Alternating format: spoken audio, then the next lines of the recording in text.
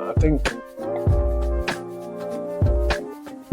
I've established that food is something I run to when my emotions are spiraling, and I'm training myself to sit with my emotions no matter how negative they are.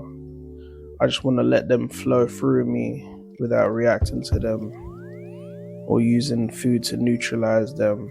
And this is proven to be quite difficult. I know how important this is for my growth and development, and I won't quit because this will be such a life-changing achievement if I learn to sit and master my emotions.